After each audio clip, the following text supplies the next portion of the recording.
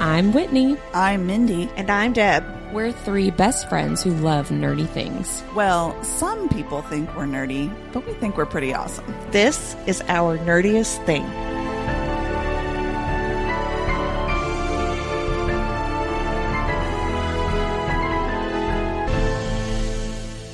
Hello, fellow nerds, and welcome to Our Nerdiest Thing. Today, we're talking all about Shakespeare.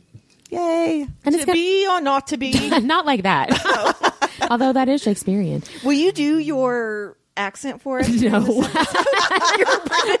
I will not. Make sure you listen all the way through, because after this episode, we have an interview with author Ben Alderson, and he was really fun to talk to. He is such a great guy. Delightful. And he has a real British accent. So you can stay tuned for that. Before we get into anything else, Deb, will you please share our nerdy news? I know. I was thinking about how to segue, and I'm like, to read or not to read? Always to read. Yes. There are some amazing books coming out this week. And, I always have like 20 of these. So just, sit back and relax and listen to these hot synopses of these books. We always have room on our TBR for more titles. My TBR is endless. Because I tell you to read something, and then I'm like, did you read it? Did you read it? No. Did you read it? Did you read it? The answer's still no. Ask me in a couple of years. It'll probably still be no. Well, this one, when you read it in a couple of years, you can be like, have you heard of Bat Eater and Other Names for Cora Zeng? And I'll be like, yeah, I told you to read that. So this book is by Kylie Lee Baker, and it's about a woman who's a crime scene cleaner. Ooh. And someone who's not really she doesn't get grossed out by it. She's witnessed these horrific things, and she has this super bloody past where her sister was pushed in front of a train. Oh, gosh. And the killer was never caught. And Cora, who's the girl's name, she's haunted by her sister's last words, which are Bat Eater.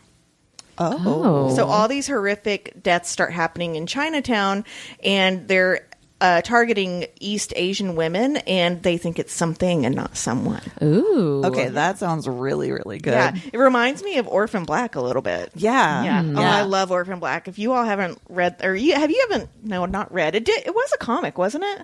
Oh, I think is that how it got started? Maybe.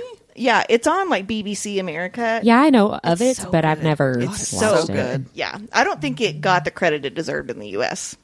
I'm sure it didn't. Speaking of really, really cool books, Enigma by RuNyx is out today, and it is a tale of unforgettable romance set in dark academia full of secret society. Ooh. Yeah. So the girl that ends up going to this university, her sister died there 2 years prior, so she's investigating her death. Nice. Yeah, RuNyx, I've actually started listening to the audio arc of this, and there are some major triggers, so just, read with care. Yeah, and on the audio, and I'm sure it's in the book too, there is a moment in the very beginning where she says, hey, stop and read these triggers, which I really appreciate. Yeah, I like when they do that too.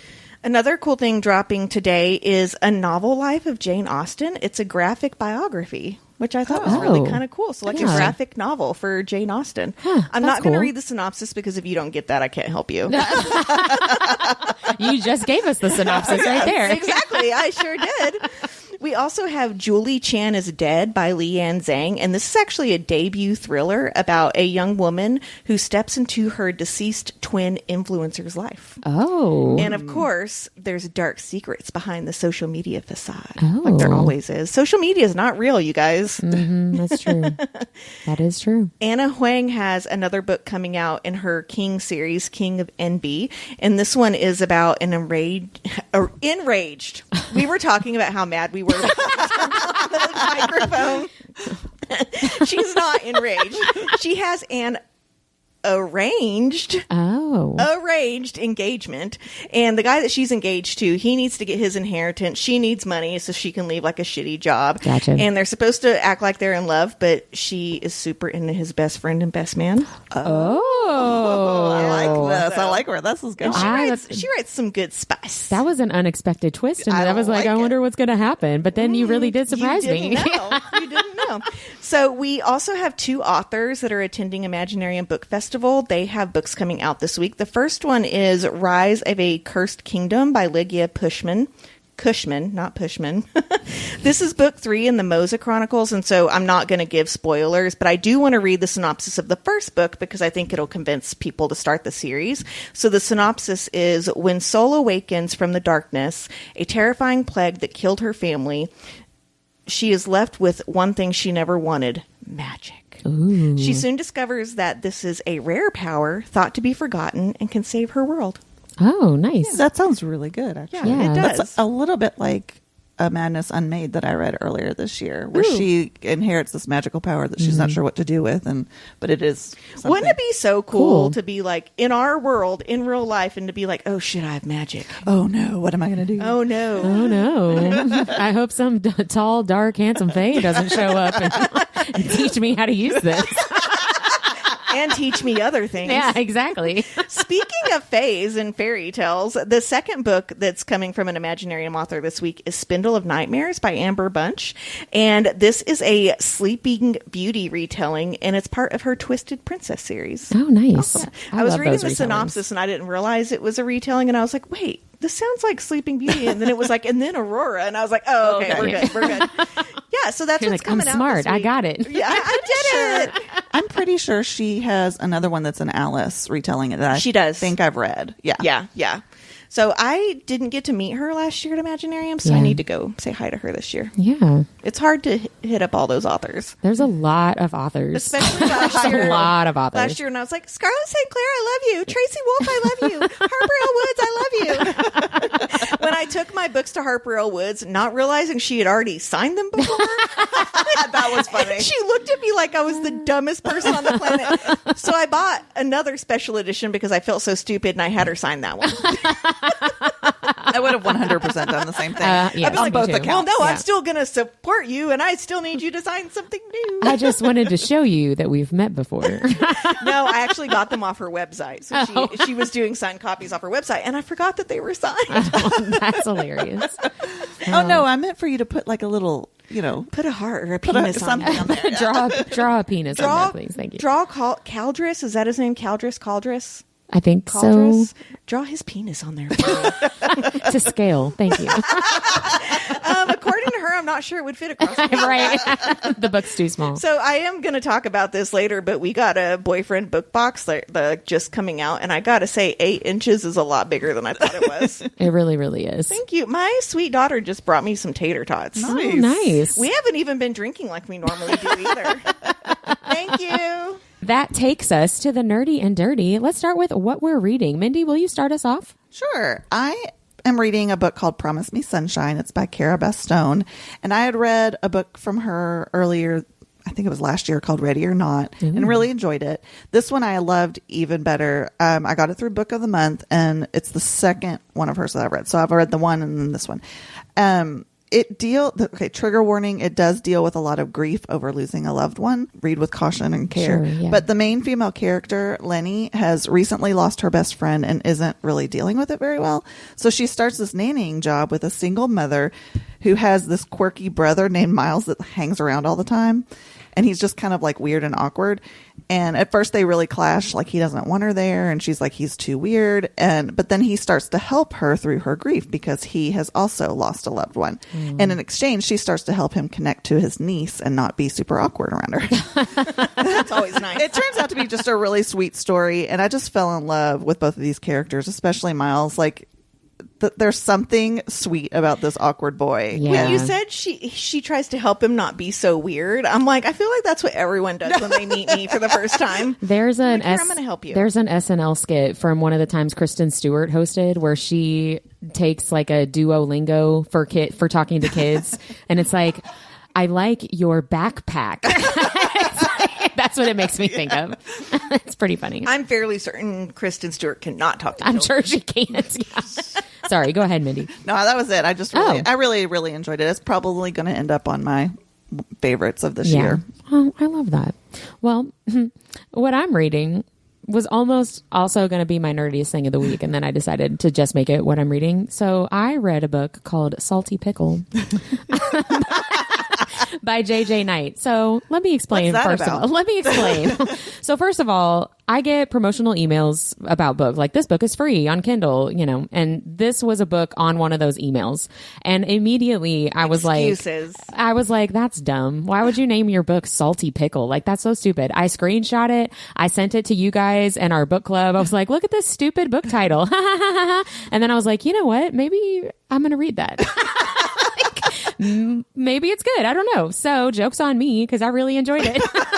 So it's a one night stand turned pregnancy. She's already heavily pregnant when the book starts. So it's not like a surprise pregnancy. It's very much opposite attracts. Grumpy sunshine, forced proximity. I really, really liked it. She's like a hippy dippy, crunchy, like Earth mother who had a one night stand with like a high powered CEO, like billionaire. And she is like 8 months pregnant and thought she was going to have her friends help her raise this baby. And then her friends like dipped on her. So she goes to find the CEO and be like, hey, I'm pregnant. help. Yeah, I'm pregnant with your baby. I need a place to live. And I'm a hippie. And she is so like hippy Crunchy dippy, granola. so crunchy granola, and Does she he use is very cloth much diapers? not. Probably, yes. She has a pet There's goat. not a Like, problem it's with so that. crazy. For the record, I think if you can handle cloth diapers, it's a very cool thing to do. Go I just for it. am Yeah. not- I was not one of those no. moms. No, me either. So this whole book is part of a pickle verse. Where there, I mean, okay. like 20 books that all are like big pickle, salty pickle, brined pickle, and like, missing pickle, whatever. But salty pickle makes me think of pre-cum. I'm sorry. Well, I think that was intentional, but he is like the grump. Like, he is salty, He's right? so salty. Okay. that His makes last sense. name is not Pickle. That's the name of the company that he works for. So I will just say that. But if you go into the book understanding that it's like silly and it's not your normal rom-com, but it's still like fun and lighthearted and happily ever after, it was fun. I enjoyed reading it. Is it the best book I've ever read? No, but it was fun and I liked it. And I feel bad for judging it based on its title. Tell me you can read quickly without telling me you can read quickly, because I don't read fast enough to read stuff that's like, this might suck, but I'm going to try it out. Well, I was fully prepared to be like one the chapter end, yeah. and done, Yeah. right? But I was like, oh, I kind of like this. So I just kept going. This pickle sure is salty. Yeah, well, I think it was, but anyway, Deb, what are you reading? I am reading the Deception trilogy by Rena Kent. These books are like the dad of, and people that read her will know, it's one of the dads from the Legacy series. And so Rena Kent is getting a little bit of heat right now because in her first Legacy series books, there is some very non-consensual things that happen with the male main character. And here's why I read it, and I knew that before I read it. It's because if you as a writer can get me to like that character in the end, I think that's really good writing. So anytime, and I read this a long time ago, but now I'm like, well, I read it because people were so pissed off about it at the time too. But here's the thing. She tells you what it is before you open the book. Right. You open the book and that is what it is. And then you, like, you know what I mean? So if that bothers you, Just don't read it. Don't read it. So anyway. She's not trying to trick you into reading Right. non-con or whatever. So this is the dad of one of the guys in the Legacy series. So I've been in a really, really, really bad reading slump. We've talked about this a couple times, but usually like a gritty mafia romance perks me back up because it's like, wow, this is fucked up. And then it like, I'm like, oh, I can go back to reading fairy porn now. But it's not working. But anyway, this trilogy follows a homeless woman who's committed murder and is blackmailed to act as a bad mafia guy's dead wife. So she's going to like take her place. And if she denies his request, he promises that she'll end up in prison for that murder. Oh, dang. Yikes. So the first book ends in a cliffhanger, so you have to keep going. And then the second book also ends in a cliffhanger, so you have to keep going. And then the third book. But here's the thing: they're really quick reads. I think I read all three of them in a week. But Is the third one the last one? Yeah. Okay. Yeah. So, and then it's kind of like all these mafia universes. When you read it, like all the other characters also have their all spin-off stories, right? And they're all the parents of these kids in this Legacy series. So it was good. Did it get me out of my slump? No. Yeah. I'm still struggling. Maybe you should read Salty Pickle. Yeah, I should read stuff that's not going to be the best book I ever read. But it'll be fun. Well, let's talk about what we're watching. I'm watching something kind of a bummer, so somebody else go first. I'll go first because have you all heard about this movie Novocaine with Dennis Quaid's son? No. Yes. Okay. Yes. I saw a trailer for it, and on my husband's birthday, he always likes to go to the movies all day. That's what he Right. wants to do. So this movie is about this super nerdy dude who can't feel pain. He goes on a date with a girl that he works with at his bank, and the bank gets robbed the next day and she's taken hostage. Okay. Is it predictable? Yes. Is it good, action-packed, gory fun? Also, yes, because he can't feel anything. So, like, shit's going through his hands, and he's got a bullet hole through his arm. And, like, nevertheless, he persists. right. But there is some stuff that happens where, like, at the beginning, he blends up all his food, and, like, he points out that he's too scared to eat because he wouldn't feel himself choking. Oh. And so it does kind of because this is a real condition. It's a real that condition, people have. yeah. So it did kind of bring to light a couple of things where I was like, wow, I never thought about it that way. Because for me, someone who lives in chronic pain, I'm like, oh yeah, I want that disease. Right. But he's like, no, I got tetanus because I stepped on a nail on a camping trip and didn't know for a week. Right. Right. And so it's like stuff like that. But again, is it like the best movie I've ever seen? No, but it was so much fun to watch. Yeah. It was the salty pickle of movies. Yeah. But that kid is kind of like in everything right now. He really is. He kind of plays the same person every time. But he was in The Boys and he didn't play the same character there. Yeah, he is in The Boys. Yeah, because if you're in The Boys, you have to play a fucked up character. Everybody. Yeah. Yeah, he's in the newer Screams. He's in that first newer Scream. But yeah, I would highly recommend it just for like a giggle. He's in a new like AI horror movie I watched too. that too. Yeah. Where it's like a sex doll robot, something or other. Okay, but here's the thing: that is supposed to be the twist, and they gave it away in like the trailer. I was going to say that's very clear. As you're watching it, you're like, "Well, she's a robot. Why does it matter?" And if like they hadn't gone with that, it would have been such a better movie. Oh. Yeah. Well, somebody messed up then because that's not what it's They sure did. I think they were like, they're not going to get it and go. And here's the thing: if you think you're just going to like a murder mystery movie and there's a robot in it, you're probably going to be pissed, Right. Because that's not the same audience, right? So I get it, but at the same time, like I'm like, well, I already know why you messed up the marketing. Yeah, I already know why she's doing this shit. Yeah. Well, that's a mistake. Yeah, that's a Well, and again, he plays the womp same womp. character in that too. He's a big nerd. Mindy, is what you're watching a bummer? Because I can go and then you can pick us up. Actually, mine has a happy ending. So. Okay, well then I'll go and then you can Okay, pick us back there we up go. because mine is a true crime. So I watched the Fox Hollow Murders: Playground of a Serial Killer on Hulu. I think great. it's only 3 episodes. It's a miniseries. So this was really, really interesting. If you are a true crime person, I think you should watch it. I had never heard of this case, which I really can't believe I'd never heard of it because it happened not that far from here, like pretty close to Indianapolis. Oh, wow. And it happened like when I was alive. Like it's been in my lifetime. No, but I mean, it's As like opposed to posthumously. this all this all happened like in the mid your lifetime. 90s. Yeah, like it's weird to me that I haven't heard of something that happened fairly recently, really close to where we live. So I was really interested in it. I don't know how I have not heard of it, but whatever. So essentially what was happening was, and triggers here, there were gay men going missing from gay bars in the Indianapolis area. And in the early to mid 90s. And there's a whole series of things that happen that eventually lead the police to this man who owns this property called Fox Hollow Farm. And the owner is Herb Baumeister. And I really don't want to say more than that because I don't want to give too much away. I'm sure they probably did. Yeah. So I will say at the end of the first episode, I was like, I don't understand how there are 2 more episodes because the first episode is very much like, here's what happened. Here's the suspect. Here's how the police got led to this suspect. Here's all this evidence that they found, like all this stuff. And so I got to the end of the first episode and I'm like, I don't get how, like, what else are you going to talk about if in 2 more episodes? And then in the first little bit of the second episode, I was like, oh my gosh. Like there's stuff that happens that are like twists and turns that you don't see are coming if you don't know anything about the case. And it was really, really interesting. And I highly recommend it. There's, again, the police not always doing a great job. Like every single true crime thing, there right? was a lot of what's the word I'm looking for? Disenfranchisement? Thank you. Yes. Against gay people. The gay in community, 90s, right? 100%. So, I mean, yes. if it was a asshole policeman, he probably just didn't give a fuck, unfortunately. Well, and it's also, not necessarily doing your due diligence when you're talking to witnesses and stuff.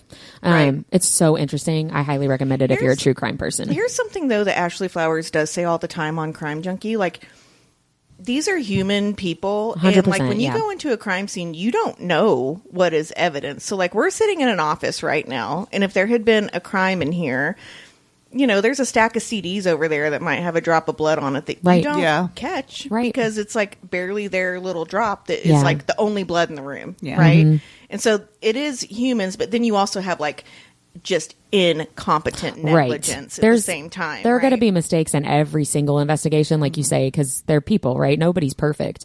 But there are some mistakes that are a lot bigger and more egregious. You should know how to secure a crime scene and how to check it. Right. Yeah. Well, interestingly enough, mine, that really goes into mine. So good. Mine's a little bit of a true crime, but again, With an HEA? With an HEA. So what I loved about, so Darren and I watched Long Shot. It's on Netflix. It's a quick 40-minute documentary about a man named Juan Catalan who was arrested and imprisoned for 6 months for a murder he did not commit. And because of police incompetence, the policemen actually do end up getting like in trouble for it. Yeah. But you can see like they just wanted to make an arrest. And right. Just, you know, say we solved it and be done. Yeah. And it was based on a witness, like saying they witnessed the murder. Right. And they were like, they picked him out of a lineup, and you should have seen the lineup. They looked very, very similar. So it was like, he just picked somebody because he was traumatized. So anyway, there was a lot going on there. But the cool thing about this is he gets this lawyer and he's like, dude, I did not do this murder. And I did not do this murder. He's like, I did not murder this chick. And so the guy goes to crazy lengths to prove this guy's innocence. So Juan had been at a Dodgers game, and the lawyer combed through hours and hours of camera footage to find him and give him an alibi. So actually, Curb Your Enthusiasm was like randomly shooting there, like a weird scene. And they figured out through that, they see him on the footage coming down, and they found out what time he's there and everything. And he ends up, they find this precise time and they find out. Nerd TV helps everybody. Yeah. I know. It was a really, really cool story. And it's something like, if you're not into like an 8-show, whatever. And right. Trying to, and it's one episode. It's one episode. It's succinct and it's a good story. It's very, very interesting. All the things that they went through to figure this out. Yeah. It was really good. It's a lawyer going above and beyond. Yes. Because a lot of people would not have taken that time to look for that kind of footage. Exactly. That's really cool. Well, let's talk about what we are listening to. What are you listening to, Whit? I have discovered a musician through TikTok. I don't know if I'm saying his name correctly. Apologies if I am not, because I've only seen it written. I haven't heard it spoken. Mon Ravia. It's Monravia. And he is very folksy and bluegrass sounding in a lot of his songs. It's very like pure relaxation vibe. And I turn it on and turn the volume low when I'm like prepping for the podcast or cleaning or whatever. It's just, I love his music right now. I need that calming presence in my life. Sometimes I listen to like angry Lady Gaga and sometimes I listen to this. Nice. So, but yeah, he's just I randomly heard one of his songs on one of his videos on TikTok and was like, oh, I like that. Speaking of TikTok, I saw this thing yesterday where it's like Lady Gaga performed at Coachella, and they're like, "She's Satan," and someone wrote, "Is it 2012?" It feels like it is. Yeah. We definitely do feel like we're going backwards. But yeah, highly recommend Mon Ravia. It's in the show notes, right? It is, yeah. It's in the show notes. What about you guys? What are you listening to, Deb? I just finished Ashes and the Star-Crossed King by Carissa Broadbent. This is book 2 in the Crowns of Nyaxia series, and the first book in that series is The Serpent and the Wings of Night. No spoilers here, but it was a really good sequel. Her characters are just fantastic. They're good. That's a good series. Very, very cool. I need to read her stuff. She's going to be at a signing I'm going to be at in Knoxville this summer. And Serpent and the Wings of Night. I can't believe you haven't read that I know. yet. It's on. So good. It's one of those books I've been telling you to read. I think I even borrowed it from you, and then I just didn't get around to it, and you had somebody else that wanted to borrow it. You lost your spot. I missed my chance. Your hold is over. It's done. So I'm listening to this podcast. So I am on this Freaks and Geeks kick from for several weeks now. I just really have loved rediscovering that. And I wanted to find a podcast that did sort of like a rewatch because I listened to the Supernatural one and I listened to the Felicity one. I just wanted to see if there was something because it's just such a good show and there's not a whole lot of episodes, so I thought it would be a good one. So I looked for stuff and I didn't find anything that I loved, but I did find this one called Wes and Mike Waste Time Watching TV, and their very first episode is Freaks and Geeks, and cool. But it does go. It's an episode by episode rewatch. So one of them loves it and is like me, the like die hard super fan, into it, yeah. And then the other one has never seen it. Oh, fun. So it's pretty good. It took a little while to get to their chemistry. These are their very first episodes, but they've been around for a little while. They also did some other TV shows like Last Man on Earth, Dairy Girls, and What We Do in the Shadows. Oh, I love What We Do in the Shadows. So if anyone knows of any like really good Freaks and Geeks podcast rewatches, send them my way because I just could not find anything that was like. It's annoying when you're like, I want to find this. I'm sure it exists somewhere. There's the rewatchers for Buffy that the chicks from Morbid do. Do they do Freaks and Geeks or just Buffy? Oh, I thought you were looking for any show. I'm sorry. I was reading forward in my notes, apparently. Because I'm not loving this one. Like, it's okay. I wish someone would do an Alias one. That would be so fun. That would be so good. Yeah. And Veronica Mars. Well, let's just do all the shows I love. Right. Come on. We don't have time to do another. Yeah, I was going to say. We've already got our thing going. It sounds like us. A couple of authors came to us at one point and they're like, why don't you guys do a book festival? And I was like, could we pull it off? Yes. Do we want to? Fuck no. No, absolutely not. No. Thank you. No, thank you. Well, that brings us to our nerdiest topic, and today it's all about Shakespeare. So I'm going to get us started off because this episode idea came from a recent Our Nerdiest Thing episode where I talked about seeing a TikTok of Jodi Picoult, the author, saying that she doesn't believe in Shakespeare, and I was taken aback. I was aghast and was like, I don't understand what you even mean when you say you don't believe in Shakespeare. Like, what? So we're going to talk about it right now. So I did not know until prepping for this episode that there is an entire conspiracy theory about Shakespeare. And I do not understand how I have never heard about this as somebody who has both a bachelor's and a master's degree in English literature and has taken more than one class just on Shakespeare. This is all new information for me. I'm a theater major and also took a Shakespeare class and did not know this. I don't understand this. So I'm going to just explain what this conspiracy theory is, and then we're going to talk about some other Shakespeare stuff. So essentially, there's a pretty large group of people who just don't think that Shakespeare wrote the works that Shakespeare has been given credit for. So that doesn't necessarily mean that you don't think Shakespeare was a real person who existed, but there are some people who think both things are true, right? There are some people who think there is no Shakespeare at all, that it's a pen name, and some people think Shakespeare is a real person, but did not write at least all of the works that he gets attributed to him. So in the mid 1800s, this idea started to go around that the Shakespeare as we know him could not have written the plays and poems that we have because what we know about Shakespeare's education and background could not have given him the ability to write these works. Basically, he would not have been educated enough to be able to be as deep and thoughtful and poetic as he is, which I feel like is a very short-sighted way of thinking. That's kind of an asshole thing. Yeah. Right. So I don't love that, but that's and you could just part ask of this. Your friends, like, hey, can you read this? And I'm not great with big words. Who has the thesaurus? Yeah. It feels a little classist, but all right, there's some people think that. So over the years, people have suggested that the Shakespeare works were actually written by the theories are tons of different people. So some people think they were written by Francis Bacon, who was a British statesman from the Elizabethan period. Some people think it was the 17th Earl of Oxford, of Oxfordshire, Edward de Vere. Some people think it was Christopher Marlowe, who was a contemporary, also a writer of Shakespeare. Some people think it was any number of women, but especially Mary Sidney, who was an influential noble-born writer and literary translator during that time. Others believe that diplomat Sir Henry Neville is the true Shakespeare. Others think that it's a whole group of people all working together under one pseudonym and not any one person could have written all of these works and poems. And my personal favorite is some people think it's an alien.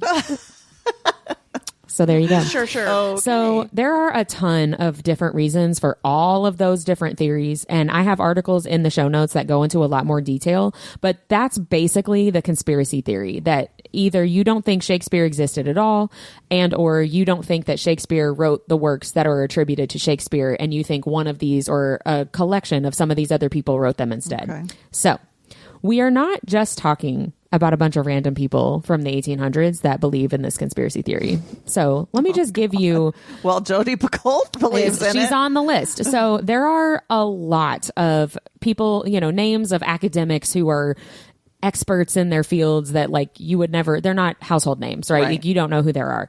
But let me give you a list, just a short list of some famous names that you will recognize of people who subscribe to one of these conspiracy theories. They don't think Shakespeare wrote Shakespeare's works. Okay. Mark Twain, Sigmund Freud, Charlie Chaplin, Henry James, Walt Whitman, Helen Keller, What? Prince Philip, Duke of Edinburgh, the late husband of Queen Elizabeth II, Yeah. Jodi Picoult, Anne Rice, Oh, Anne. and Wow. Keanu Reeves. What? Not my Keanu. Isn't that interesting? That is crazy. Like, it's not just some random people. It's some, Has especially Keanu, like talked about this? Because I want to hear him talk about he it. mentioned it apparently in at least one interview, and it was a little bit of a kerfuffle because people were like, I can't believe Keanu Reeves thinks this. And that's what I think that's where a couple of the articles that I linked in the show notes kind of came from, was like, Keanu Reeves doesn't believe in Shakespeare, but really, is it that crazy? Not so much, because here's all this alleged Right. evidence, right? So that But is the also, conspiracy like, theory. Why is this such a big deal? There, one of the articles that I linked talked about that, Okay. where the author of the article was talking to some professor of literature, and the professor basically was like, I care less about who actually wrote this than I do about looking at the work and what it has to tell us. Yeah. And I care more about the substance than I do about the author. I wonder which if I it think is comes fair. I down think to so, too. money, though, because is someone getting royalties for his stuff? No, I they're not. don't think actually. so. No, because he's public domain now. Yeah, Yeah. he sure is. And I actually, when I was doing some research for this, I just remember this. They talked about how like no one actually owned the rights to the work. Because I would think that people would be saying that because they're like, that he was my dad. Right. Yeah. Like Yeah. my estate should get get Right. the royalties. Yeah. Right. But yeah. It so would suck to be that like renowned and like no one to be getting the royalties I from know. I know. yeah. For real. Not that it's all about money, but if Shakespeare was my grandpa, I'd like to get some royalties from that. It'd really help with my mortgage. Yeah. So, Deb, I know that you did some looking up of Yeah, Shakespeare these are all kind of factoids. silly facts because people know a lot about him, right? Anyone that's gone to an American school, and I'm assuming a British school, probably have I would assume studied so, yeah. Shakespeare. At least a little bit. Are yeah. you going to talk about the fire? I am going to talk about Because the fire. I went to visit the Globe Theater when I was in college, and our tour guide was so like a plethora of information. He told us that it burned down due to fire. That's all he said. Well, so I'd love to know what kind I of can fire. tell you how it actually Nice, happened. nice. So plays at the Globe actually featured a lot of special effects. They had trap doors and actors on wires. There was smoke, fire, and there were cannons. So at one point, a cannon went awry, like they do, because they Sure. weigh like a ton, Right. and it started a fire and burned everything down. Oh, okay. Yikes. Well, good. It was a fire that Due was to a caused by- cannon. Due to a cannon. Cannon yes. fire. So here's something really interesting. Did you all know that Shakespeare has a curse written on his tombstone that he wanted think I know on there? that. Here's what it reads. Good friend, for Jesus' sake forbear to dig the dust enclosed here. Blessed be the man that spares these stones, and cursed be he who moves my bones. Oh. Yeah, so I mean, if it was like 100 years from now and maybe Shakespeare has faded out or whatever, Right. I'd be like, I'm not fucking touching that. I know, I'm for not real. moving those bones. Are you Yeah, it's like, kidding me? leave me alone, suckers. I might salt and burn them, but It's gone forever because we thought it was a demon or a ghost. So Shakespeare was married 3 times. He left his second best bed to his current wife in his will. The second best bed. What about the first best bed? I don't know. Maybe that got buried with I it. was going to say he probably got buried with it. A weird fact, and a lot of people, so by the time his death was announced, they didn't really know what day he died. So there's a lot of theories that he actually died on his birthday. Oh, yeah. I've heard that yeah. too. Yeah. And you always see these movies where like all these writers from this time are writing by candlelight late at night, like Bridgerton, right? Yeah. Actually, they didn't write by candlelight because candles were extremely expensive at the time. So they only wrote during the day. And at night, it was all debauchery. They also could cause a fire that would be related to fire. Can you imagine if you were writing something like a Shakespeare play and it accidentally caught on fire? Oh, like you'd have to completely start over. Yeah. There's no computer save or anything. Oh my God. You just made my stomach drop. Isn't that horrible? Too, even the writing during the day. Like, what if you're in the middle of like a really good scene? You've got like this great idea and then you can't see the sun's going down. No. Just make a note at the bottom. Sex scene here. Yeah. Or you try to scribble it and you look at it the next day and you're like, I don't know what I can't read this. Yeah. That's funny. Someone light a match. I need 30 seconds. Okay, so you all both know what Klingon is, right? Yeah. A Klingon is like an alien race from Star Trek. Yeah. Hamlet and Much Ado About Nothing have both been translated to Klingon. What? Well, okay. I guess those people need to be able to read it. Sure. Guess so. You kind of hit on this, but Shakespeare was actually not revered by critics during his time, and his poetry wasn't published until after he died. Only his plays were published while he was alive. Sonnets? Yeah. Mm-hmm. Don't giggle when I say this. Uranus's moons. Uranus's moons are named after Shakespeare characters. Oh, I didn't know that. There's 27 moons around Uranus. Don't I know it? There's 27 moons around your pleated hole. And finally, Shakespeare is credited with introducing 3,000 new words to the English language. Yeah. I actually did know that. Yeah. There are some really cool... Look up Shakespeare insults, and it's a blast. I have a bag with Shakespeare insults. It's a blast. Yeah. Super fun. They need to bring some of those back. My students always enjoyed the Beast with Two Backs from Othello, and there's always one kid that would be like, "Does that mean they were doing it?" Yes, it does. You got it. That kid read the Bible. He knows what that means. Well, that's all. I'm glad that our step didn't, because I was like, what if I write all these down and Whitney's like, that's a theory. So I was trying to use very credible. I wouldn't have done that. I would have. You're like kicking me under the table. Shh, that's not right. That's not proven. Don't call that a fact. But Keanu said no. Apparently nothing about Shakespeare is proven according to this whole theory. So there are tons of adaptations and stuff. Oh, yeah. Mindy, didn't you look up some? Let's shift gears a little bit, because I think this is fascinating that just like fairy tale retellings, there are Shakespeare retellings. And I've read some of these, and I did a little digging for some that I thought would be good recommendations. So first we have Kate King's By Any Other Name. It's obviously a Romeo and Juliet retelling. It's a modern Gothic romance with paranormal elements. Ooh. It has wealth, influence, a secret society, and of course, star-crossed lovers. Well, and I want to point out that a couple of weeks ago I had read an arc by her, A Thorn Without a Name, I think it was. A thorn by another. Yeah, I'm so sorry. I can't remember what it was. We read a lot of books, and that does not mean I didn't like it. I actually very much enjoyed that book, but it is a Beauty and the Beast retelling. Yes. And so I do know, like, that one and this one are both the first in like series of retellings that she's going to be doing. So keep an eye out for that. But Romeo and Juliet is the ultimate enemies to lovers. Yeah, think that's about true. it. Enemies to lovers to debtors. To Romeo's dead. kind of a creep, though. So I mean, in the original play, he's kind of a creeper. He goes It's age gap romance too, isn't it? Isn't he older? a little she's bit. like 13. Yeah. It's a little. And he's on the rebound from Rosalind, and he just needs to get some. That's really what the issue is. The issue is that a man needs a woman, but a woman does not need a man. Amen. Amen, sister. Oh my gosh. Sorry, Mandy. Hallelujah.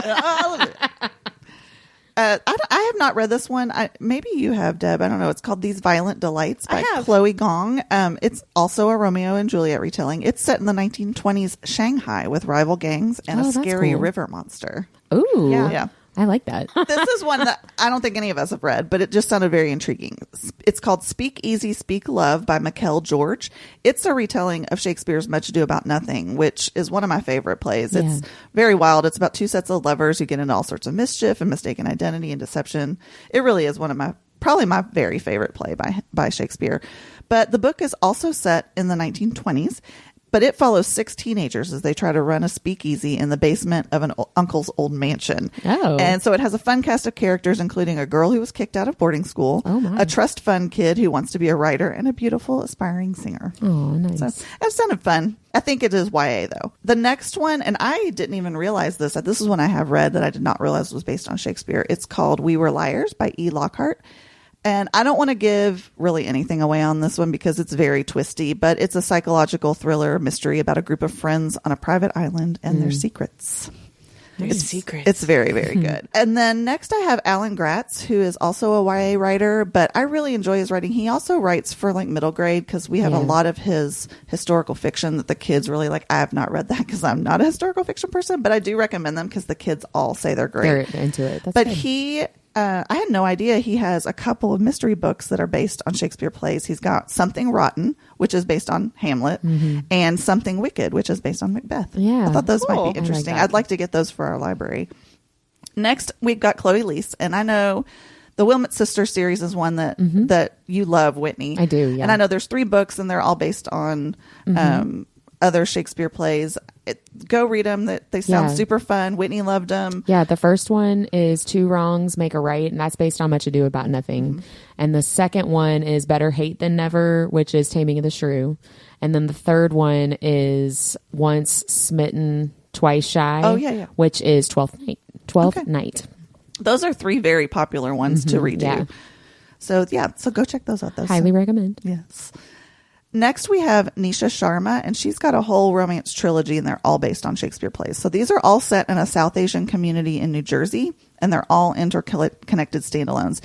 You may have seen, because this was all over Book Talk for a little while, the first one is called Dating Dr. Dill, and it's a Taming of the Shrew retelling. Oh, nice. And there is Tastes Like Shakar, which is a Much Ado About Nothing retelling, and Marriage and Masti, a 12th Night retelling. I think Dating Dr. Dildo is a... Dildo? I say dildo.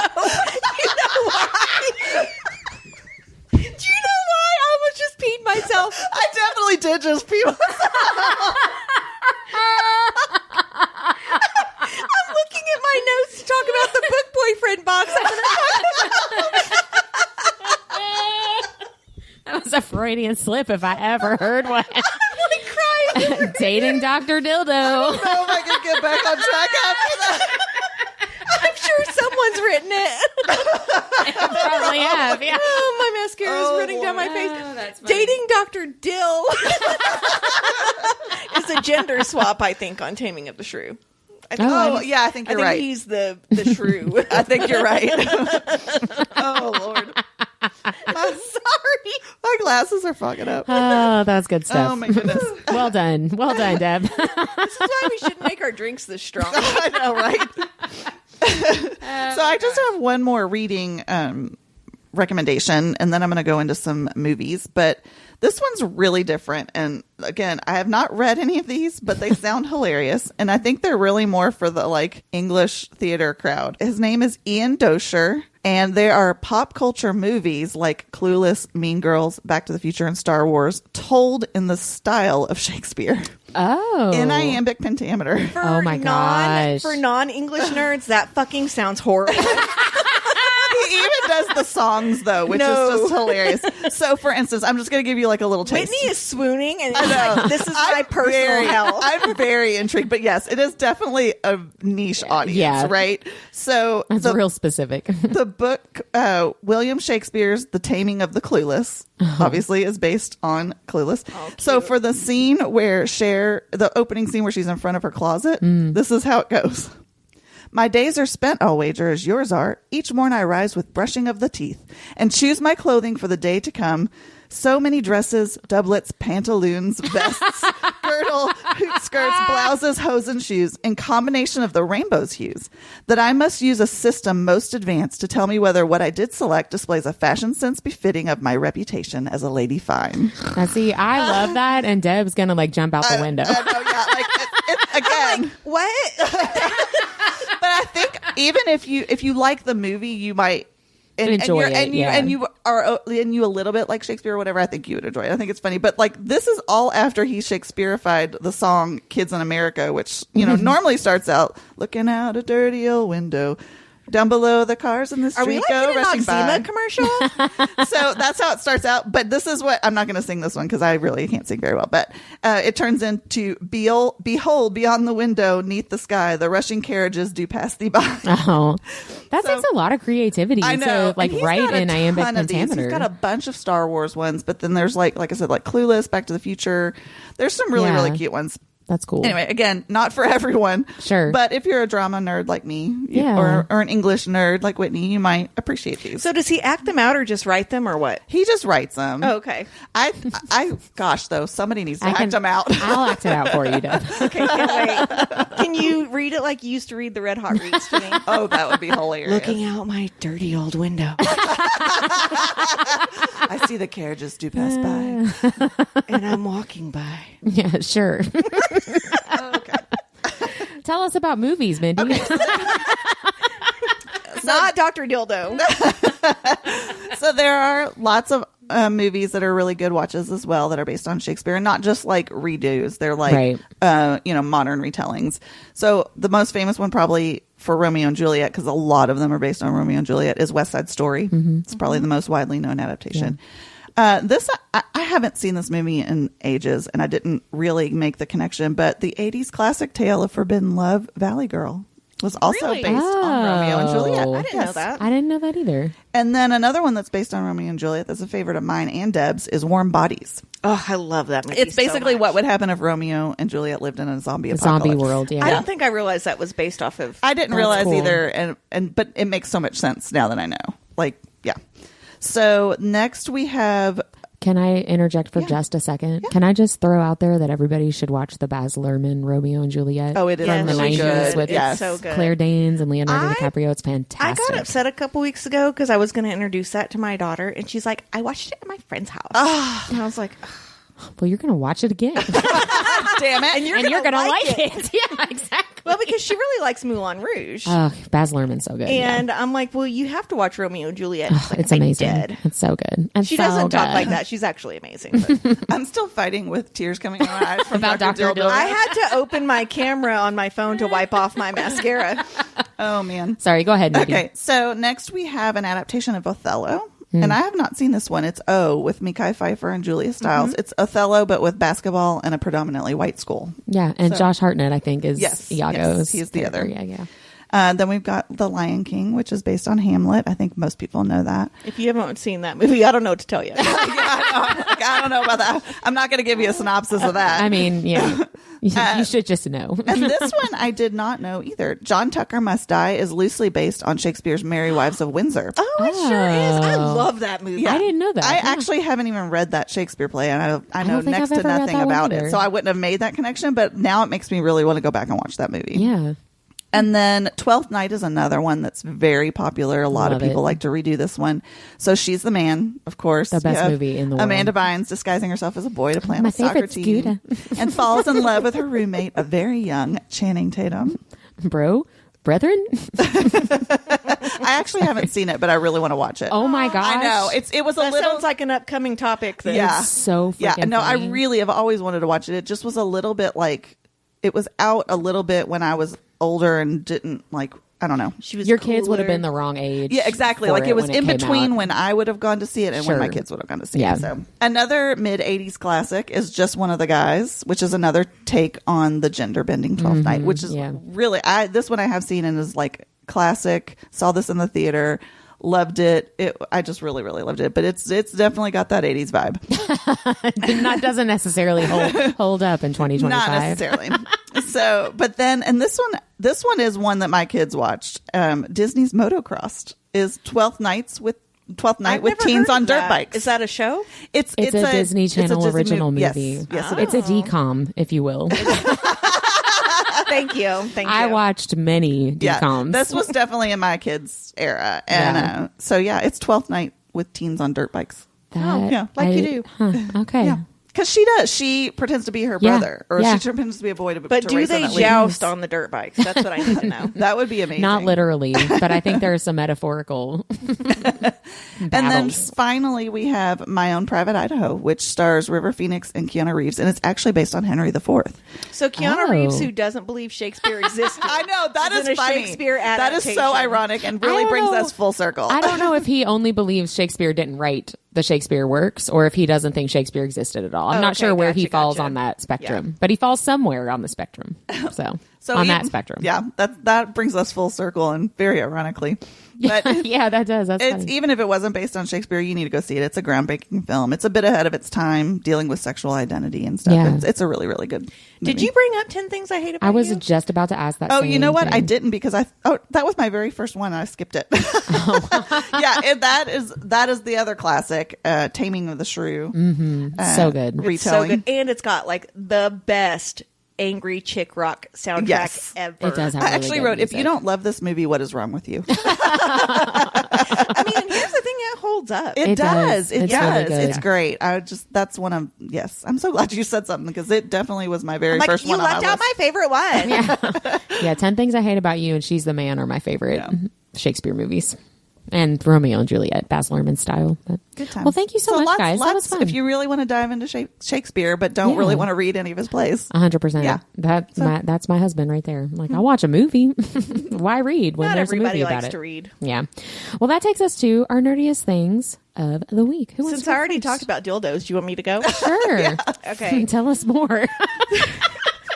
So there is a new subscription box out called the Book Boyfriend box, and it comes with a book, obviously with a book boyfriend in it, and it's themed, and there are items in the box based off the book boyfriend. It is like the coolest thing ever. It's probably one of the most like beautifully curated boxes I've ever gotten. It came in like one of those boxes that like magnet shuts, and it had a bow tied around it, and like it was like all these like little pockets where you just kept finding stuff. It was like that's super fun. duper cute. It felt like a luxury that you were getting, a luxury with a huge dildo in it. Okay, so This isn't Goldbug. no, it's not Goldbug. Okay, so the book that it's based off of this month is If You Dare by Harmony West, and the male main character is named Wes Novak, and he's very much a like mine type of guy.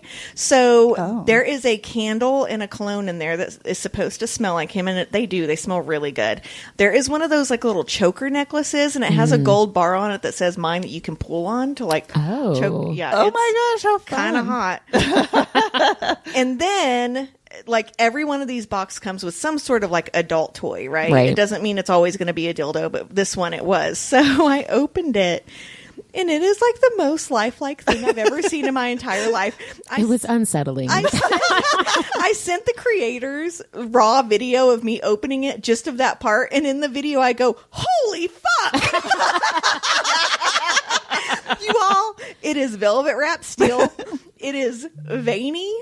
I mean, it is so realistic, and I mean, it looks nice. She sent a picture to me and Whitney, and both of us were like, "Oh my god!" Yeah, I was. We not were not ready. prepared. Yeah, I was not ready for that. So we do have a reel of it on our Instagram, like an unboxing. If you do want to see what the PP looks like, there is a link in our reel, and it's on a password part of our website, because we're not trying to like get kicked off Instagram. Yeah. So but seriously though, the box is so beautifully done. The book is signed by the author. There was like a little card in there from the male main character. Yeah. Oh, cool. So the That's idea cute. is that he's like gone away for the weekend. It's a hockey romance, and it comes with his jersey.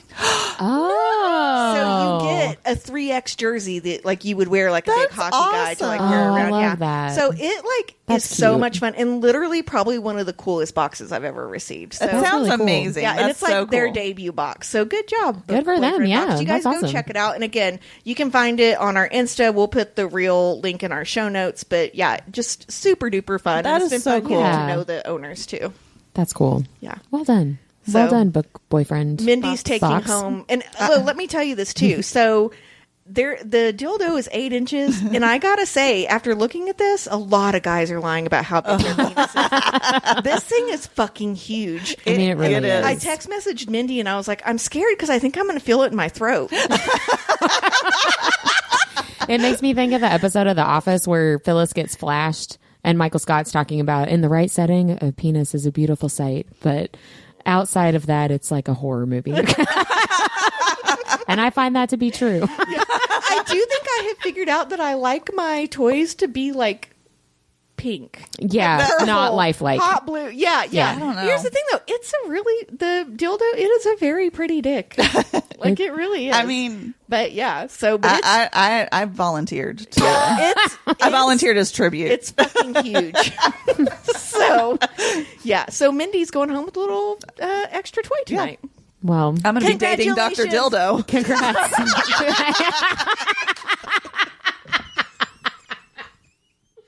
Episode title. Yeah, well played. Well played.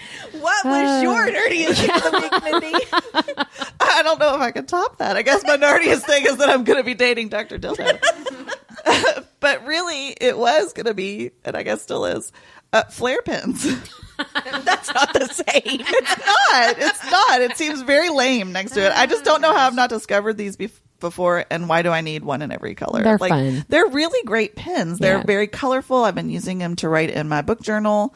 They just write so pretty. Yeah. I don't know. There's something great about them. I don't know why I haven't. I know Are a lot they of teachers gel like or them. what? No, they're like a felt tip. Felt. Yeah. Yeah. Oh, they Yeah. come in all different colors. Yeah, right? I definitely bought like a 48 pack. Will you bring me a couple? Because all mine dried out. Sure. Yeah. Ooh, yay. Pink. Well, I can bring you a pink one. Okay, thank you. my nerdiest thing is I discovered that you can watch Reading Rainbow on Prime. What? Yeah. It doesn't come automatically with the Prime subscription, but you can pay, like $5 or something. And I've been watching Reading Rainbow with Annabelle. And With my man, LeVar? Yes. She's like awesome. She's into it, which I'm really excited about. Robbie's like, what? Apparently Robbie didn't watch Reading Rainbow as a kid, which That was a parenting fail. it explains a lot. I was gonna say, maybe that's why he doesn't like to read. It explains a lot. But I want someone to do research on the amount of readings that is done by someone who watched Reading Rainbow. I'm sure That would be fantastic research. It's been really cool. I mean, they are very like dated, right? Sure. It's very 90s. Mr. for Rogers sure. is dated. Too, Yeah. so. Well, there was something they did like a how you make a bowling ball in a factory or whatever, and it was just like, oh my gosh, this is so early 90s. It's, like, but also, I'm like, how do they do it? Yeah, Yeah. It's been really fun. And Annabelle's like, butterfly in the sky. She sings with me. We sing the song together. get Is her she a 5 shirt. or 6 now? She's 6. Okay. I will make her a shirt. I was gonna say you should get her a shirt. Have Deb do it. Yeah, that'd be fun. She Yeah. would enjoy that a lot. I can do that. That would be really fun. But yeah, that's my nerdiest thing of the week. And I guess that's it for this episode. Keep on listening for our interview with author Ben Alderson, and we'll see you next time. Bye. Good luck with Dr. Dildo, Mindy. Bye.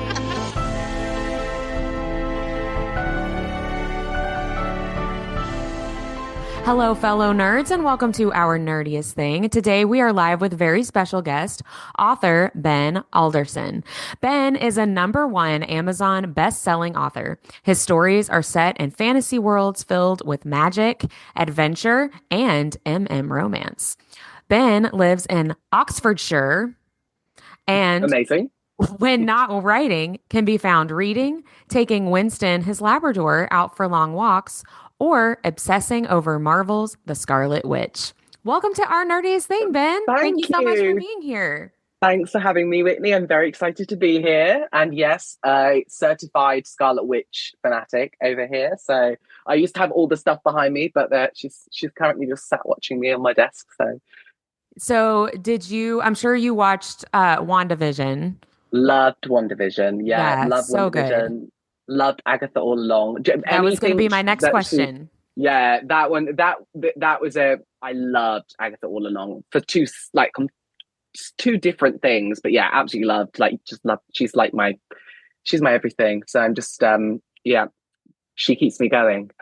Yeah, I love, we were talking about the show on Netflix, The Fall of the House of Usher, which is like, okay, yeah. So we were talking about Roderick, the main character, being an unreliable narrator. And I talked a little bit about WandaVision and how that's another great example of unreliable narrator. Yeah. And I was like, man, absolutely.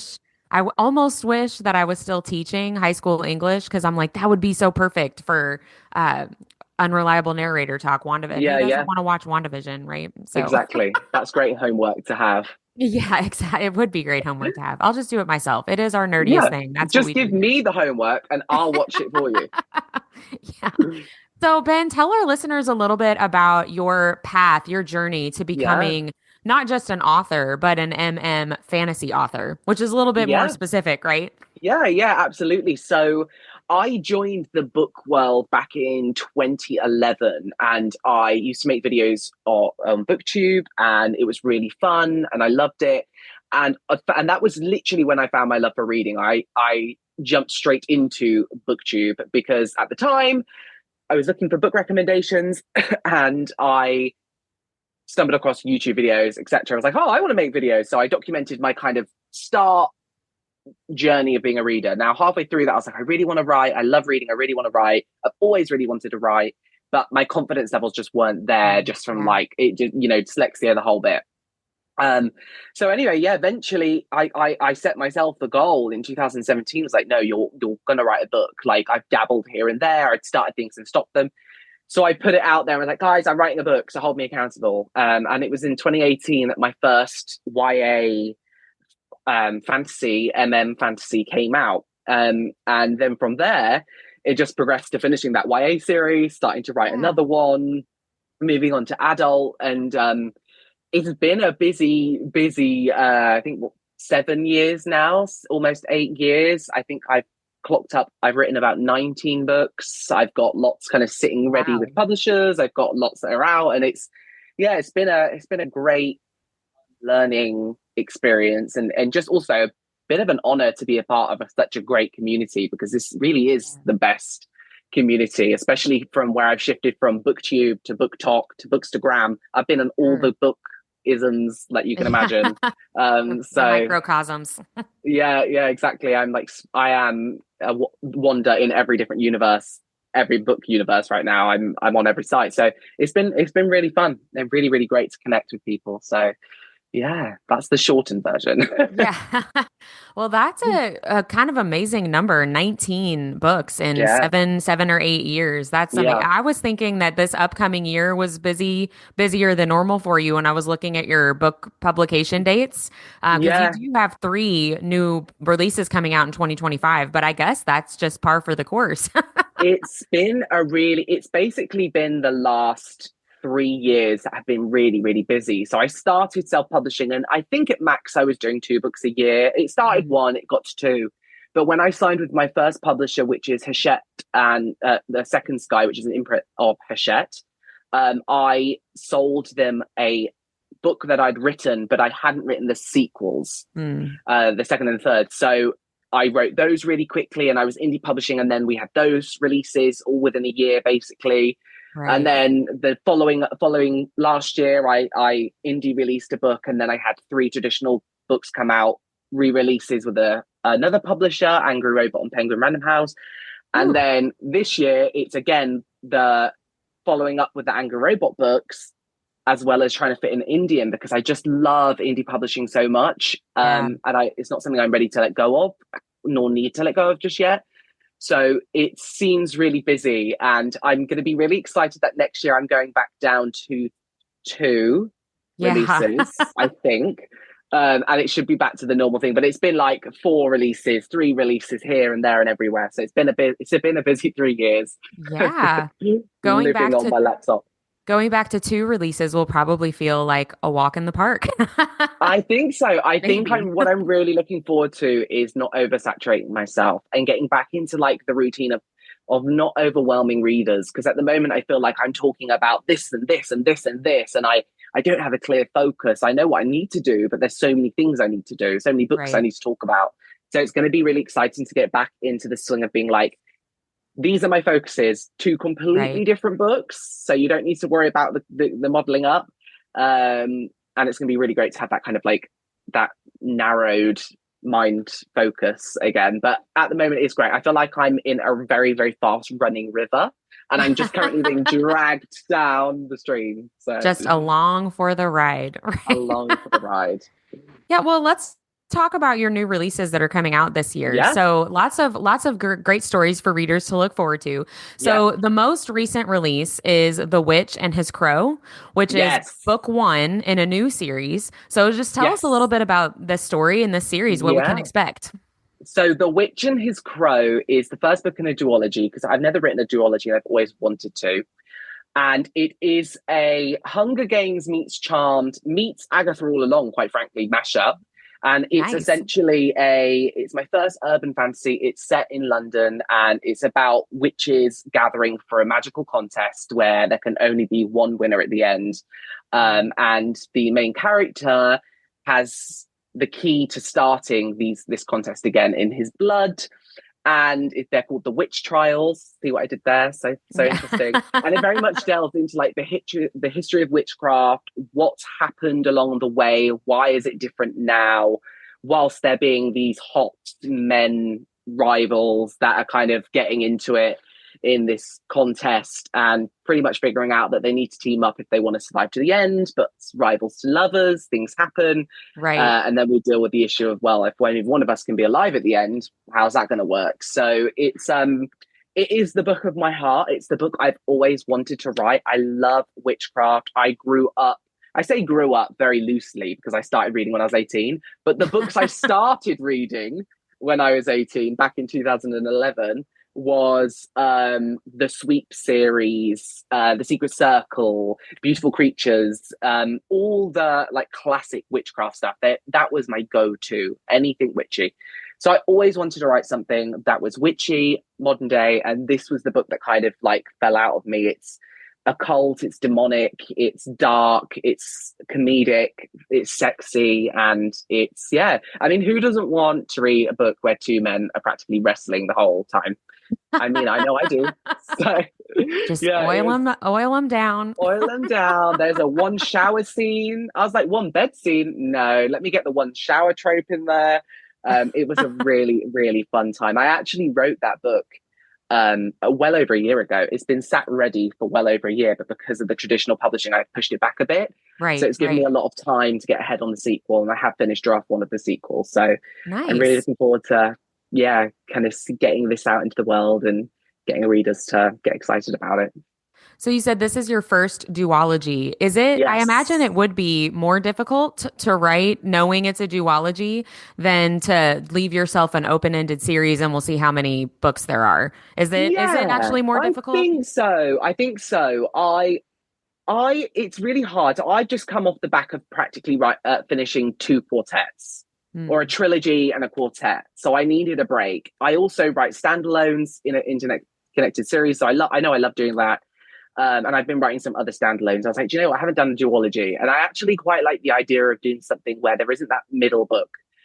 So when I write a long series, I always have, like, every book has a plot that it deals with. It's almost standalone in that nature, but there's an overarching situation that really comes to a head in the 4th book or the 3rd book. And with this one, I got to really deal with like opening the world, creating an issue, fixing the issue, closing the world. So as much as like there probably could be series potential, I don't think I want to make it a series. I'm like, do you know what? Let me leave this as like a nice, tidy little duology for people to enjoy. So I felt like I just had enough for 2 books, I think. Yeah. I love that. And you started off writing YA, but do you write only like new adult at this point, or do you still go back and forth? Yeah, at this moment, I write about adult stuff. So I love writing YA, and I definitely want to get back to trying YA down the line. I've just been swept up in the creating of a brand and like a business, I guess, for myself, or like I don't know the best way to describe it. So readers have found my books, mostly the adult ones. That's kind of what they expect from me, and I'm happy to give it. Dabbling in the traditional publishing scape of everything, maybe there'll be room for me to dive back into YA down the line. I think it's a worrying space at the moment with a lot of the book bans going on, and I know that that's kind of shifting waters at the moment, which is not good. But then I write gay men like doing dirty things together, so I'm sure I'll be on a list eventually. So you're already on those lists, right? I'm not exactly safe from them, but I know that YA especially in traditional, they rely on the placements, etc., etc. Right. So as soon as those Right. start getting off the list, it makes it a little bit more difficult. But I think publishing seem to be moving in the right direction to battle against these book bans. So we'll see what happens. But Yeah. I do love writing adult, and not necessarily the spicy stuff either. Because as much as my books have a lot of spice, one of my releases this year has no spice whatsoever, and it's still adult, and that was really fun. So, Oh, wow. yeah. That's awesome. I enjoy every so often I'll pick up a book not knowing that it's closed door. And a lot of the times I don't even realize that it's closed door until I'm like 90% of the way through the story. If it's a good story, exactly. it's not going to stand out to you, you know? Yeah. I love that. Yeah. So in May, you are releasing book 4 of your Realm of Fae series, and that book is called A Game of Monsters. So for listeners that maybe that whole series is new to them, what can they expect? So this was my gay take. This was my gay introduction for people that read ACOTAR and were like, I want it to be gay. So that was kind of what birthed the idea. So essentially the premise of the story starts off as a Cinderella retelling about a half-fae boy being captured by fae hunters, almost goes to slaughter and is saved by the fae who come over the borders to save him. And he discovers, and this isn't a spoiler because it's on the blurb, don't worry everyone, but he discovers he is the long-lost heir to the Winter Court, which all of its members are dead and have been for a long time. And it's very reliant on if they do not crown that new the prince, essentially, that the wild magic that's in that part of the Winter Court will break out into the human realm. And then we get into this issue of like, does he want to save the humans from potential devastation, destruction? Does he want to follow the side of him that he doesn't really connect to? Or does he want to be used as a political puppet where there's a lot of people in the Fae realm across the courts who don't want him to accept that magic because they do want a war. Why do they want wars? And it kind of starts off as that, and it becomes this series of gods and monsters and a Fae hunter, his royal guard, the prince, angels, humans, magic. It's mental. Like, it's literally you come up with an idea and it just will run away with you. Like, there is so much in this series that you just will, like, it'd be a bit breathless. It was so fun to write. So it's not exclusively a Fae fantasy world. It brings in some other fantasy supernatural characters, creatures, however you want to describe that. Yeah, it's all cool. Centered around the gods. Yeah, so essentially you have the Fae and you have their god, and then you have the humans and they have their god, the creator. And then the creator has his protectors of the humans, which will come in eventually. And then the Fae have their magical counterparts that do that. And then there's monsters. It's a wild ride. And at the heart of it is this story of a found family. It's a story of a guy that's grappling between two potential love interests and him making mistakes, but just wanting to do the right thing. Yeah. And he is my Scarlet Witch inspired character. He's like, if you mess with me, I'm going to mess with you. He acts first, thinks later. And Robin was the best character to write from. So I'm really excited because after 2.5 years since the third book came out, that finally the fourth one is done. Yeah. It's chunky. It's hopefully going to make a lot of people happy because the series divides readers into Team Eric's or Team Duncan. So we have to see what happens there. But yeah, that was one of my favorites to write for sure. I loved it. So I'm going to miss that world a lot. Yeah, and so this is the series finale. This is final. Yeah. Absolutely no more. Have no more in me for that one. So this is You're it. Like, and I'm done. And I'm done. And the final is chunky. The final's like 50k longer than any of the others. Like it's a beefy one, but it's crazy pace. Like you are dealing with things left, right, and center. Yeah. So, well, I don't want to ask you for a blurb of that actual book because I don't want to spoil anything for people that want to pick up the series to start it. Yeah. But I love that. Not, when you create your own world in your writing and you give yourself permission to just, I'm going to pull in gods and angels. Yeah. Like it doesn't have to just be a Fae world. I really love when authors give themselves kind of that creative liberty and really I feel like it's taking ownership of your own world and not letting like the rules of fantasy books hinder you. I love that. Exactly. I have to say, like, and this goes across all of my books as much as they are romances. The romance is almost secondary to the plots. Like there is so many things going on that sometimes readers like, oh, you know, they might want a bit more smut, that it has to feel right for the moment. And they're very romantic, but you're also getting like 12 plot twists and, you know, twists and turns that you wouldn't even believe. So I have a lot of fun. I'm a big reader of thrillers, and that reading thrillers definitely 100% influences my writing of a fantasy or a horror or a paranormal or whatever. So I hope, readers come for the romance and then they're like, holy hell, there's so much more going on. Like, what? Oh my God, what's going on? So yeah, it's I love it's that. I like a romance, but to have that be kind of secondary to everything else, I think that makes for a more interesting story for me as a reader anyway. And different strokes for different folks. But so last but not least this year, your last new release is coming out in the fall in September. It's a standalone horror book, which I love the idea of this. It's called The Haunting of William Thorne. So tell us a little bit about this. This is different from your fantasy favorite books.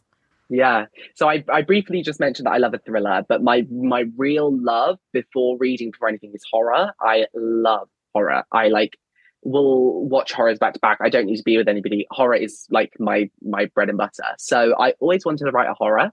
But I never really had an idea, because there's a lot of repetitive stuff in horror. So I was like, I really need to have the right idea. And when I became full-time writer, I had an idea crop up into my mind after going to stay in a house down by the coast in England with my family, and it was creepy, and I was like, my mind was wandering. So I had this idea. So I started writing it, paused it. When I signed with the publisher for the Realm of Fae series we just spoke about, they said, right, we really want 2 other standalone books, completely different, doesn't matter what they are, just to give us 2 standalones. And one of them, I was like, well, I had the beginning of a book called The Haunting of William Thorne. And it's essentially The Haunting of Hill House, but gay, of course, with an element of The Notebook in there. And it's a story about a young man called William Thorne who discovers that his longtime partner is cheating on him. So he kicks him out the house in a fit of rage, watches him from the balcony in London, get onto his bike, and then get hit by a car and die. And then we skip forward. Yeah, it's a bit crazy. Instant karma. Instant karma. So a year later, after the whole probate issues and the will and all that stuff, he discovers that in his fiance's will, he's left a house. And the house is Hanbury Manor. So he decides, I'm going to go to this house. I need a lot's going on. And really, I can't tell you much about the book because the twists and stuff, but I'll give you the bland stuff. He goes to essentially stay in this house, and he has 3 reasons why he's there. And I'm not going to say what those reasons are. And along the way, he discovers a journal in the house, which unearths a story about 2 men in love during the World War II.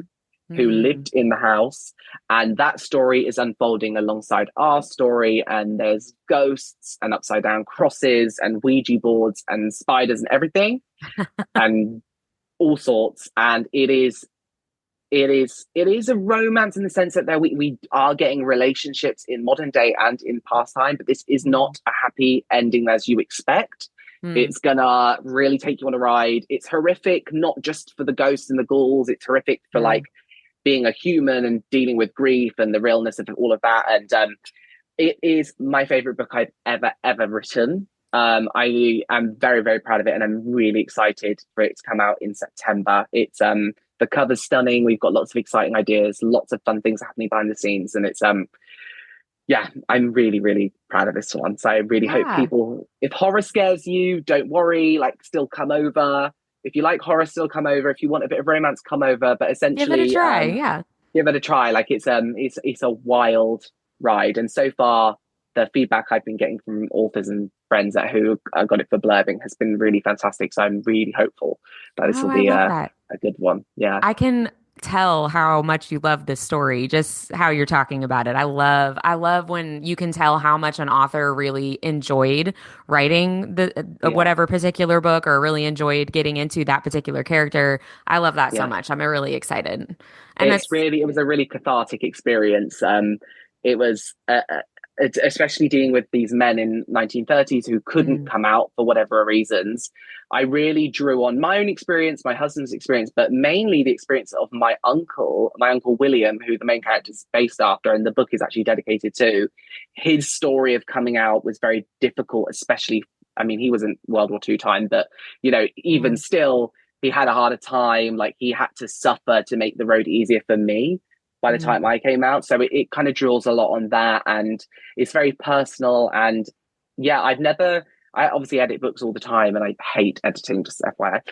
But with this one, I loved editing every single time. Like every time I got to certain bits, I was giggling. It's funny in places. And yeah, I think it's gonna be a fun one.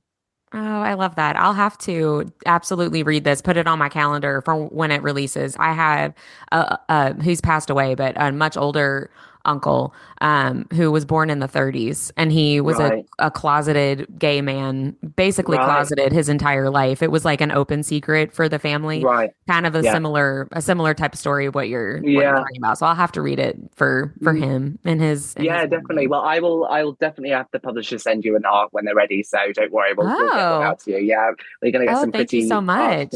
But yeah, no, it's important to like remember the stories that came before, and even though this is completely fictional and made up in these characters, besides it being named after my uncle, there's 4 men we're following in this story, 2 from the 1930s and 2 in modern day, and they're all they've all got their secrets. And yeah, I think your readers are going to scream at me.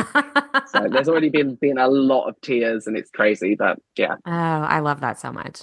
Well, that brings us to our nerdy and dirty speed round. I have just random questions for you, for our listeners to get to know you a little bit better. So just no wrong answers, whatever pops into your head. So first up, if you were going to wake up in one of your book worlds, which world would you choose? Would you rather it be a fantasy, a horror? Which book would you rather wake up in?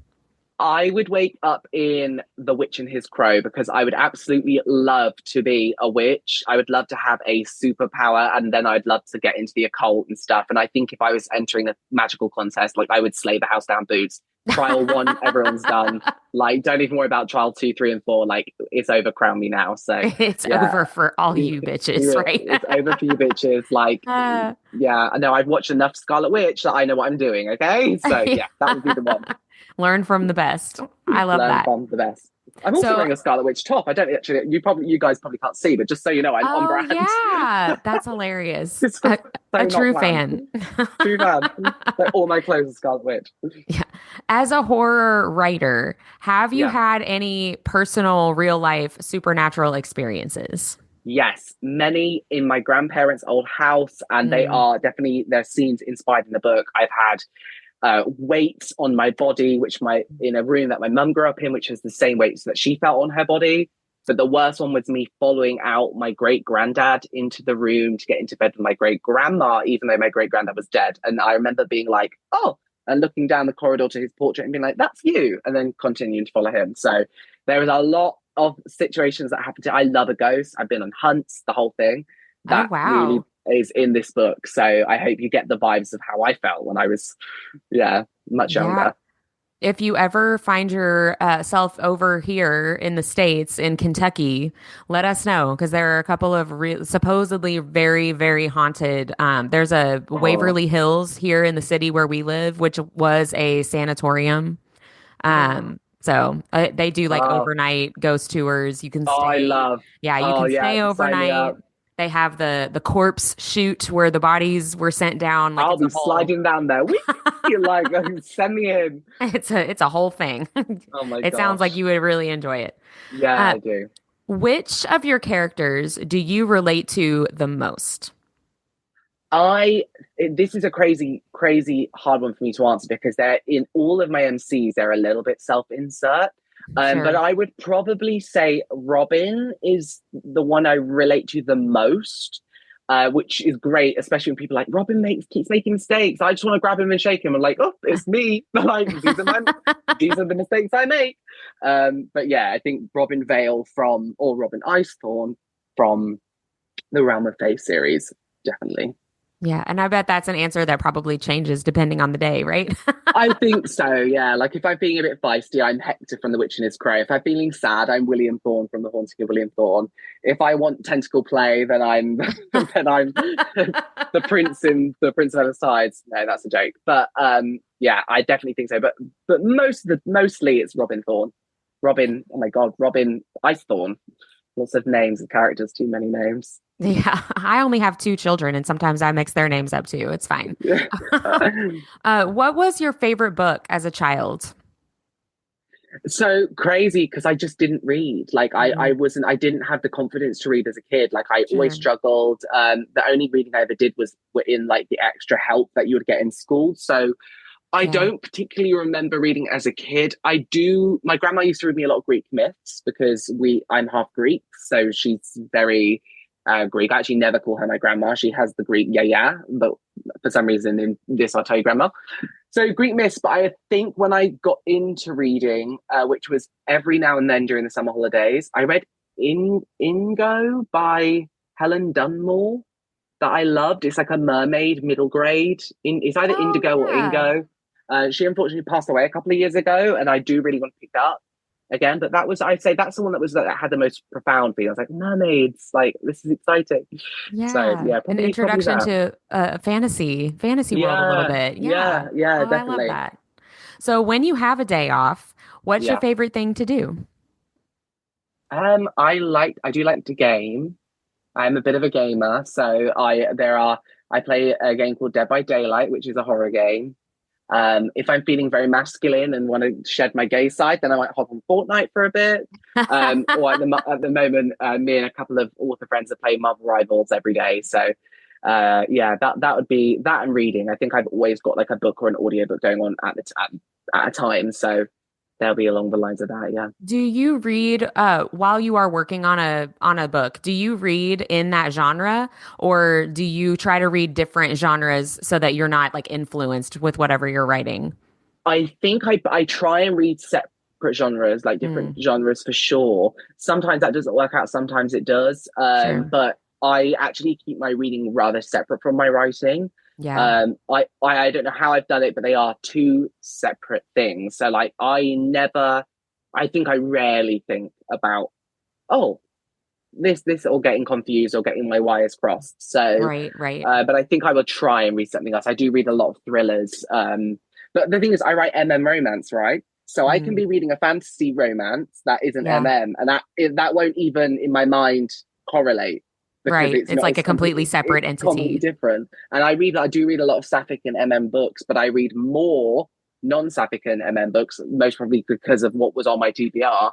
So, Right. and, I'm able to switch it out. Although I'm on a bit of a and sapphic hit at the moment, I am non-stop listening and reading to some amazing books at the moment. So, Yeah, I love that. Well, you'll need to send us a couple of the titles that you're enjoying, and we can include them oh in yeah, the show notes for the interview. That would yeah, be yeah, awesome. absolutely, yeah, we'll Like do. Ben's recommendations.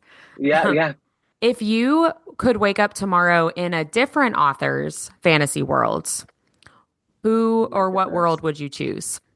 I think this is just because I'm reading at the moment, but the King Killer Chronicles by Patrick Rothfuss are so outlandish because there's practically no romance, and I don't know if anyone's gay in the world. I think there might be some gay characters, I'm not sure, but I think it would be really fun to go to a university, which is crazy for me to say because I'm not academic at all. But Yeah. the university in the book, you can like learn like a bit of magic and a bit of here and that, and I'd like to go and drink beers in the tavern or whatever and like throw stones in lakes and stuff. So I think that The would be a social really fun scene. one. The social scene, like floundering about, buying bits and bobs, like getting myself into trouble would be fun. And searching for the name of the wind at the same time would be great. So Yeah. I love that. And then last but not least in the speed round, what is bringing you the most joy in life right now? interacting with like-minded people. So I think, especially since threads became a thing over a year ago, just like interacting with other authors, readers, and just feeling a bit more connected. That's what's bringing me the joy. It's the like getting the reactions, getting the messages. Yeah, I think I'd say it's like just as simple as having a connection with people.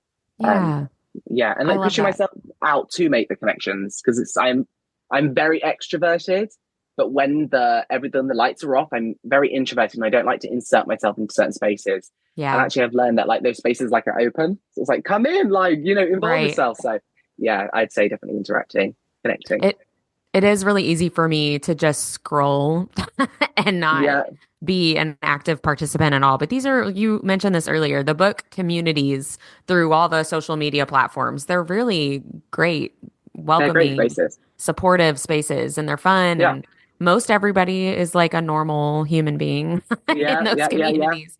It's great. We have a few that pop in, but that's what's also great about the community is it gets shut down really quickly. Like we're all so connected now that when things come around that we need to support certain authors or probably the opposite of support certain authors. We're in the loop. We know what's going on. So we can mobilize quickly. We can mobilize. Yes, exactly.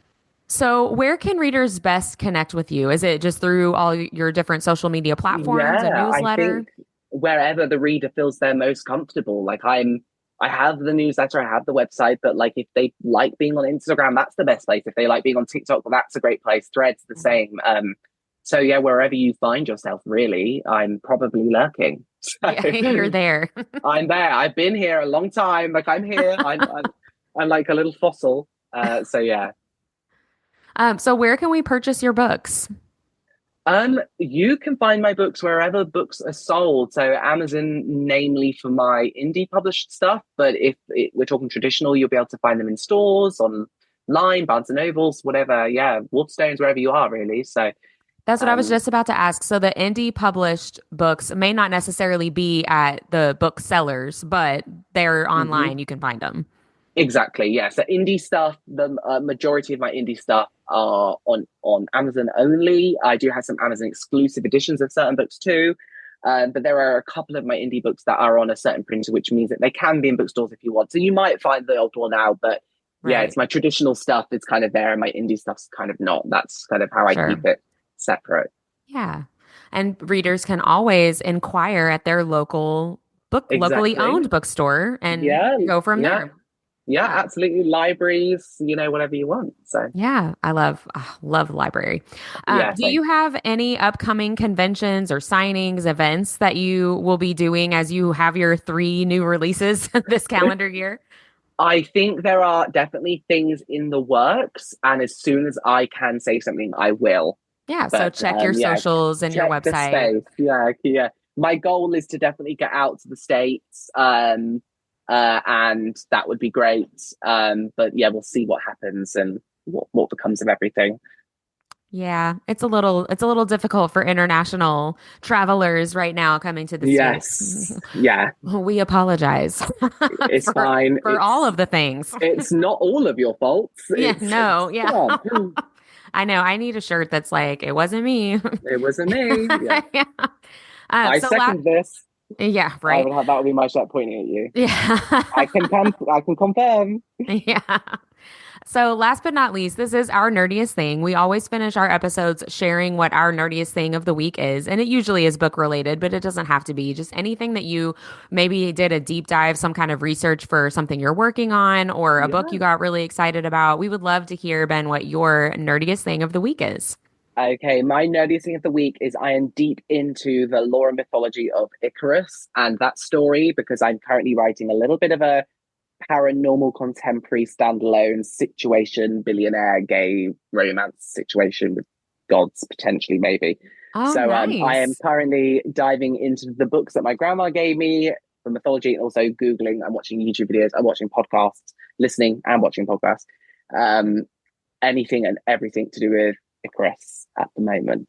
I love that. Yeah, that's a great nerdiest thing of the week. That's so much fun. And obviously we all know Icarus and the wax that he made the wings with. Right. Well, don't worry because there's going to be some wax play in the book. The candles are coming out. Nice. Well, Ben, thank you so much for coming on and doing this interview with us, being on the podcast. It's been so nice to talk to you. Yeah, thank you, Whitney, for having me. I really appreciate it. You taking the time. Yeah, thank you so much. And hopefully we'll get to see each other in person, face to face, sometime soon. Yeah, sometime soon. Thank you so much. Amazing. Thanks, Whitney. Thanks all. Like what you heard in this episode? Follow Our Nerdiest Thing on Instagram at instagram.com/Our Nerdiest Thing or Facebook at facebook.com/Our Nerdiest Thing. We love hearing from fellow nerds. Email us at ournerdiestthing@gmail.com.